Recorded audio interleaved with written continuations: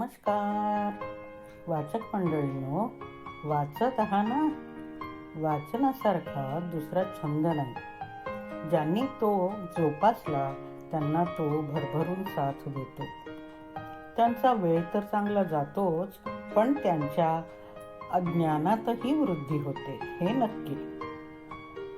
मी सुदर्शना. वाचू आनंदे जगू स्वानंदे या पॉडकास्टमध्ये आपले मनपूर्वक स्वागत. महिन्याच्या चौथ्या रविवारी आपण रोमांचक आणि रहस्यकारी अंटार्क्टिका यावर चर्चा करीत आहे. कुठे आणि कसे? जर तुम्ही ग्लोब उचलून पाहिलात तर पृथ्वीच्या अगदी खालच्या भागात समुद्राने चारी बाजूनी वेढलेला प्रदेश म्हणजे जगातील 7वे महाद्वीप अंटार्क्टिका होय. हा प्रदेश जवळपास 40 लाख वर्ग किलोमीटर आहे. म्हणजे अंदाजे भारतासारखे 5 विशाल देश यात समाविष्ट होऊ शकतात. तिथे वर्षभर राहणारे फक्त 400 ते 500 लोक आहेत आणि तेही सर्व देशांमधील वैज्ञानिक आहेत. यावर कुठलीही आदिवासी जमात राहत नव्हती.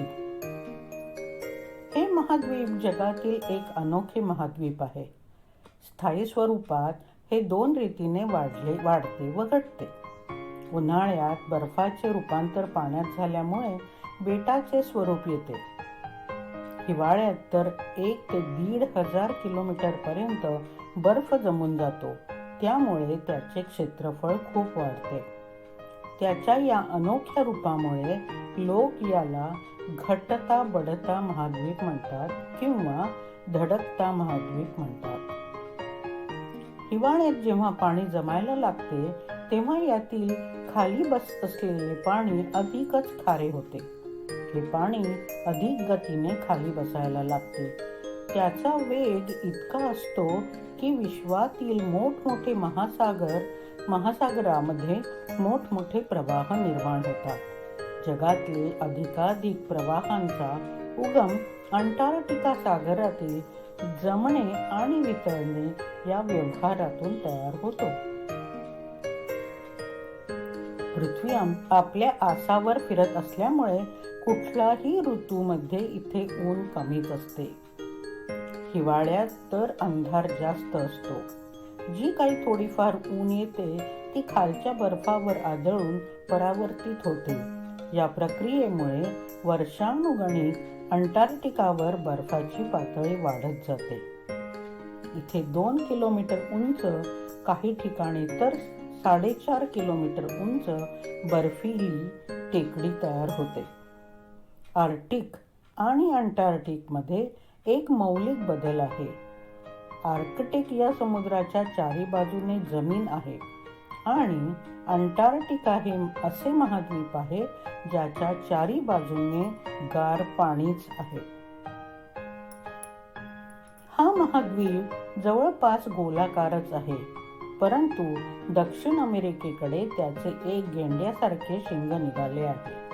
इथून दक्षिण America 4,000 kilometre, Australia 2,500 kilometre, Africa 4,000 kilometre आणि भारत 12,000 किलोमीटर आहे. याचा आकार उलट्या कढईसारखा गोलाकार आहे, पण नंतर चढावासारखे चढत जाऊन एका पठारावर चढल्यासारखे वाटते. इथे याची उंची समुद्रसपाटीपासून 100 मीटर उंच होते. नंतर याची उंची 2300 मीटर पर्यंत उंच होत जाते. इथे थंडीनंतर ऊन एकदम कडक व्हायला लागते, परंतु याने बर्फ वितळत नाहीच, पण ती वातावरणात परावर्तित होते. हवेत नमी नसते.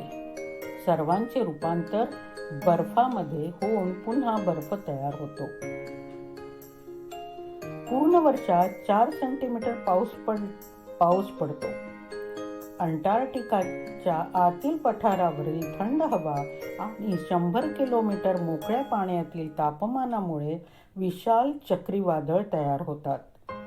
याचा आकार इतका प्रचंड असतो की 1,500 किलोमीटर पर्यंत असतो. अंटार्क्टिकाच्या काही वैज्ञानिक स्टेशनमध्ये 300 किलोमीटर प्रति तास मापल्या गेले आहेत. यामुळे अंटार्क्टिकाची जमीन सगळ्यात थंड, सर्वात उंच, सगळ्यात वाळलेली, सगळ्यात शुकशुकाट म्हणजे एकट, सगळ्यात वादळी समजली जाते. तरीही सगळ्यात सुंदर. त्याची खासियत काय आहे? अंटार्क्टिकाची जमीन आणि आकाश एकाहून एक वैचित्र्यपूर्ण आहे. आपल्यासारखे दिवस रात्र नाहीत. सूर्याची दिशा पूर्व पश्चिम नाही. काही वादळे घड्याळ बघून तर काही आठवडे चालतात.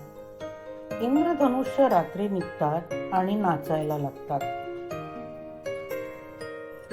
भ्रम असा निर्माण होतो की किती दूर काय आहे याचा अंदाजच येऊ नये.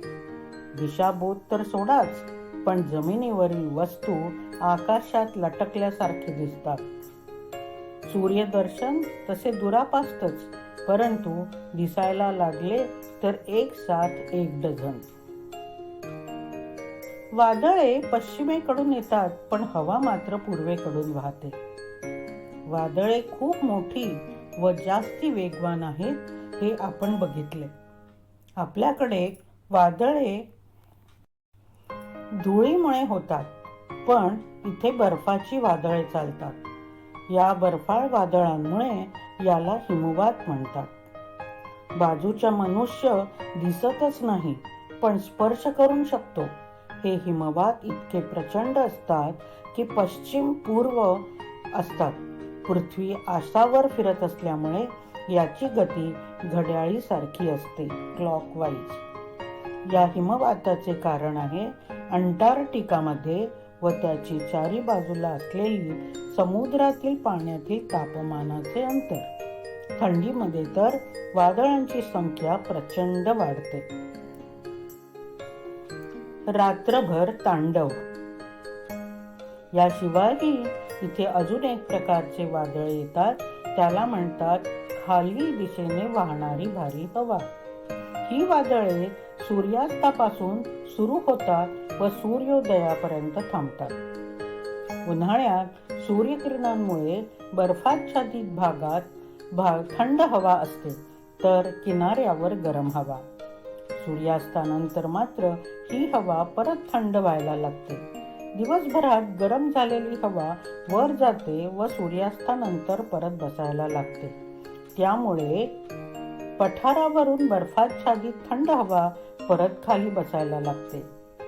त्यामुळे पहाडांपासून हवा एखाद्या खळखळणाऱ्या नदीसारखी खाली वाहते. त्याची गती तासी 60 ते 70 किलोमीटर प्रति तास असते. कधी समोरचे दिसत नाही, तर कधी बेसावध मनुष्य धक्का लागून पडू शकेल, तर कधी बाहेर उभे राहणे कठीण होते. परंतु दुपारी 11-12च्या सुमारास मात्र एकदम बंद. अशीच आणखीन माहिती जाणून घेऊया पुढच्या पॉडकास्टमध्ये. तुम्हाला हा पॉडकास्ट कसा वाटला, ही माहिती कशी वाटली हे मला नक्की कमेंट करून कळवा. मला तुमच्या प्रतिक्रिया जाणून घ्यायला नक्कीच आवडेल. भेटूया पुढच्या महिन्याच्या